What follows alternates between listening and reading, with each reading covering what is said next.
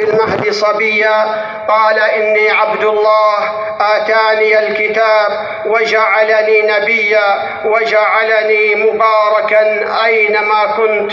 ثم يقول الله لرسوله محمد صلى الله عليه وسلم: ذلك عيسى ابن مريم قول الحق الذي فيه يمترون. ما كان لله أن يتخذ من ولد سبحانه، إذا قضى أمرا فإنما يقول له كن فيكون.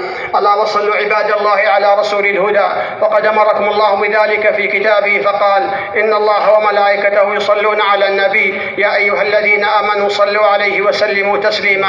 اللهم صل على محمد وعلى آله وصحبه، وارض اللهم عن الخلفاء الأربعة الراشدين أبي بكر وعمر وعثمان وعلي، وعن الآل والصحب الكرام، وعنا معهم بعفوك وكرمك وإحسانك يا أرحم الراحمين.